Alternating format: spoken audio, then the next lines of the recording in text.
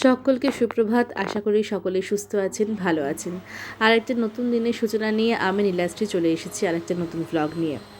আজকে বিরা থেকে আমি চলে এসেছি আমার বাড়িতে দমদমে। আমি, আমার বাবা মা আর আমার মেয়ে, আমরা সবাই মিলে আজকে যাচ্ছি মামার বাড়ির উদ্দেশ্যে। প্রায় 1 বছর পর আমি আবার মামার বাড়ি যাচ্ছি। 1 বছর আগে গেছিলাম।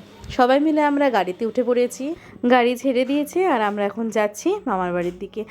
এক্ষেত্রে আমি বলে রাখি, আমার মামার বাড়ি আগরপাড়ায়।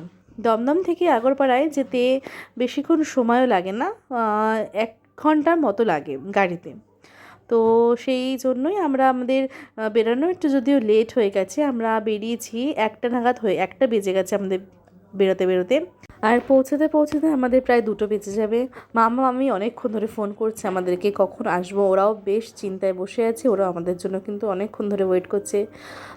আমরা পৌঁছে গেছি মামার বাড়িতে। আমি আস্তে আস্তে ভিডিও করতে করতে কিন্তু উঠছি, আর এদিকে আমার বাবা মা সবাই কিন্তু আগে থেকে উপরে উঠে সবাই বসে গল্প করছে। মা বাবা মামার সাথে গল্প করছে, আর আমার বোন মানে আমার মামার মেয়ে আমার মেয়েটাকে নিয়ে উপরে চলে এসেছে আর ওকে নিয়ে বসে খেলছে। দুজনে মিলে খেলছে, দুটোই তো পুচকে, তাই দুটোই একসাথে বসে খেলছে। এই করতে করতে ওরা খেলতে খেলতে আর আমার ভিডিও করতে করতে হয়ে গেল দুপুর। আর দুপুরবেলা মামি আমাদের জন্য মানে স্পেশালি আমার জন্য নিয়ে এসেছে দাদা বৌদি থেকে মাটন বিরিয়ানি আর চিকেন চাপ, আমার ভীষণ ফেভারিট। যদিও মামি দুপুরবেলা অনেক কিছু রান্না করেছে আর আমি সবকটাই একটু একটু করে টেস্ট করেছি। তো মামি রান্না করেছে ডাল, বকফুলের বড়া, ট্যাংরা মাছের চচ্চড়ি, পার্শে মাছের ঝাল, চিকেন, চাটনি। আর আমি চিকেন যদিও খেয়েছি আর মামি আমার জন্য প্যাকও করে দিয়েছে। এদিকে খেতে খেতে আমার মেয়ে আর আমার বোন দুজনে মিলে গল্প করছে। আমার মেয়ে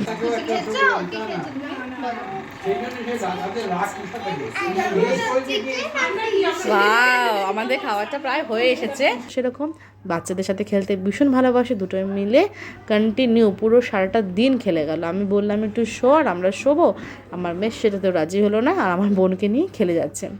এই করতে করতে সন্ধে হয়ে আসলো। আর আমার মামার বাড়িতে একটা ভীষণ একটা মানে বিশেষ আকর্ষণ যেটা আমি দেখাচ্ছি, এই অ্যাকোয়ারিয়ামটা।